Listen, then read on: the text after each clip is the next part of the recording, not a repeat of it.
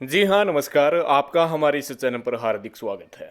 उत्तर प्रदेश विधानसभा 2022 में चंद्रशेखर रावण, ओवैसी और आम आदमी पार्टी का क्या प्रभाव रहेगा, समस्त जानकारी आपको इस वीडियो के माध्यम से देंगे। कृपया इस वीडियो को शुरू से अंत तक ध्यान से देखिएगा। चैनल को सब्सक्राइब नहीं किया तो अभी कर ले, क्योंकि सबसे पहले सबसे सटीक जानकारी आपको इस चैनल पर दी जाती है। कमेंट करके जरूर बताइएगा कि अब की बार उत्तर प्रदेश में किस पार्टी की सरकार बनेगी। ज़्यादा से ज़्यादा कमेंट कीजिएगा। सबसे पहले हम बात करते हैं चंद्रशेखर रावण की। आपको बता दें कि बसपा और चंद्रशेखर रावण एक ही वर्ग पर राजनीति कर रहे हैं। ज़्यादातर दलित वर्ग पर लंबे समय से मायावती राजनीति कर रही है। अच्छा खासा वोट बैंक दलित वर्ग का मायावती के साथ है, लेकिन चंद्रशेखर रावण का भी वोट बैंक वही है। चंद्रशेखर रावण दलित वर्ग के नौजवानों को अपने साथ इकट्ठा करके भीम आर्मी की स्थापना की थी। उसके बाद में आजाद पार्टी अपनी बनाई है।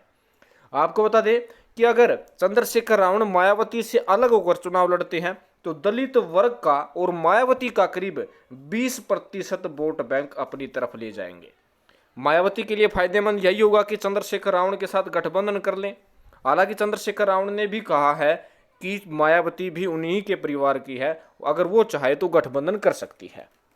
यानी गठबंधन करने की पहल कौन करता है, किस तरह करता है, ये तो बाद की बात है। लेकिन इस वक्त सिचुएशन ये है कि दोनों अलग अलग चुनाव लड़े तो दोनों को बड़ा नुकसान होगा और दोनों को कह सकते हैं कि 20% का लॉस सबसे ज़्यादा मायावती को होने वाला है, क्योंकि दलित वर्ग की अच्छी खासी सीटें मायावती हमेशा से लेती रही है, अच्छा खासा वोट बैंक हमेशा से लेते रही है। तो आपस में डिवाइड होगा तो खतरे की घंटी मायावती के लिए हो सकती है। हालांकि चंद्रशेखर रावण उभरते हुए उत्तर प्रदेश के सबसे युवा राजनीतिज्ञ है, तो उनके भविष्य के बारे में आगे देखते हैं कि उत्तर प्रदेश 2022 में जनता क्या तय करती है। अब बारी आती है ओवैसी की। ओवैसी की पार्टी पहले भी करीब 37 प्रत्याशियों की घोषणा 2017 में की थी। 37 में से 36 प्रत्याशी की जमानत जब्त हुई थी। और आपको ये बता दें कि ओवैसी की पार्टी ने जिन जिन सीटों पर चुनाव लड़ा था उन सीटों पर मुसलमान वोट बैंक काफ़ी अच्छा था। ये देख सकते हैं, जो 37 सीटें हैं ये आप देख सकते हैं। और आपको बता दें कि इन सीटों पर एक सीट पर दूसरे नंबर पर, कुछ सीटों पर तीसरे नंबर पर ओवैसी की पार्टी रही, कुछ सीटों पर चौथे नंबर पर और कुछ सीटों पर 5वें नंबर पर जो है ओवैसी की पार्टी रही है। आप देख सकते हैं, ये देख सकते हैं। और ओवैसी की पार्टी फिर से मुस्लिम वोट बैंक को अपनी तरफ रिझाने की पूर्णतः कोशिश कर रहे हैं और इसका घाटा विपक्षी पार्टी को रहेगा, क्योंकि एक बार फिर भारतीय जनता पार्टी मुसलमानों को इतनी तवज्जो नहीं दे रही टिकटों में। और भारतीय जनता पार्टी मुस्लिम को छोड़कर ओबीसी वोट बैंक पर और राजपूत और कह सकते कि ब्राह्मण वोट बैंक पर नजर गाड़े हैं। और इतनी कह सकते कि चाह मुसलमानों से वोटिंग के आधार पर नहीं भाजपा कर रही है, क्योंकि अयोध्या का राम मंदिर बनाने के बाद जिस प्रकार से मुसलमानों ने पश्चिम बंगाल और दिल्ली और असम में जिस प्रकार से मुस्लिम बहुल सीटों में भाजपा को हराया है, भाजपा को भी पता है कि ओवैसी अगर अपने उम्मीदवार खड़े करते हैं तो ज़्यादा सपा को घाटा हुआ, क्योंकि सपा और बसपा को ज़्यादातर मुस्लिम वोट बैंक जाता है। तो ओवैसी इनका वोट बैंक अपनी तरफ कुछ प्रतिशत खींचने में कामयाबी हासिल करेंगे। बिहार में भी इन्होंने 5 सीटें जो है मुस्लिम बहुल इलाके से जीती है। और कई जगह तो ऐसा हुआ कि तेजस्वी यादव की जो पार्टी है बिहार में, वहाँ पर यदि वो मुस्लिम वोट बैंक जो ओवैसी को आए थे अगर तेजस्वी यादव की पार्टी को आ जाते, उनके गठबंधन को आ जाते, तो तेजस्वी यादव को 3-4 सीटों का फायदा भी हो जाता। यानी बनी बनाई बात बिहार में ओवैसी ने तेजस्वी यादव की खो दी थी। हालांकि यही हाल उत्तर प्रदेश में हो सकता है।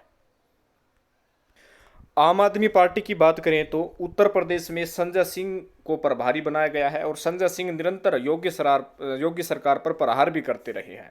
आपको बता दें कि दिल्ली एनसीआर में जो यूपी के शहर आ रहे हैं वहाँ पर अच्छा खासा प्रभाव है। जो यूपी के शहर है वहाँ पर अच्छा खासा आम आदमी पार्टी का वोट बैंक है। और इसके साथ साथ बता दें कि जो दिल्ली में यूपी के लोग रह रहे हैं, आपको पता है कि दिल्ली मॉडल के तहत आम आदमी पार्टी अपना प्रचार प्रसार कर रही है।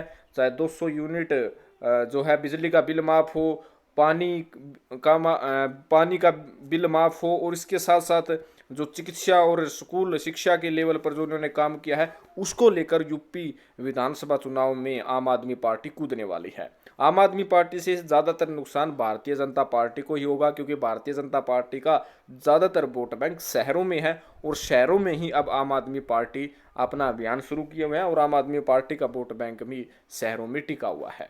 तो कहीं ना कहीं चंद्रशेखर रावण जो मायावती का गणित बिगाड़ रहे हैं और इसके साथ साथ आम आदमी पार्टी जो भाजपा गणित बिगाड़े हुए हैं और ओवैसी मुस्लिम वोट बैंकों को अपनी तरफ एकत्रित करके मायावती और अखिलेश यादव की नींदें उड़ाए हुए हैं। कहीं ना कहीं तीनों पार्टी के आने से उत्तर प्रदेश में कुछ अलग समीकरण बन रहा है और आने वाले उत्तर प्रदेश विधानसभा चुनाव 2022 में इसका बहुत बड़ा फर्क देखा जा सकता है। आपको क्या लगता है? आप अपनी प्रतिक्रिया कमेंट बॉक्स में ज़्यादा से ज़्यादा डालिएगा। अगर आपने हमारे इस चैनल को सब्सक्राइब नहीं किया तो अभी कर लें। कमेंट करके ज़रूर बताइएगा कि उत्तर प्रदेश में अब की बार किस पार्टी की सरकार बनेगी, कौन बनेगा उत्तर प्रदेश का अब की बार मुख्यमंत्री। जय हिंद।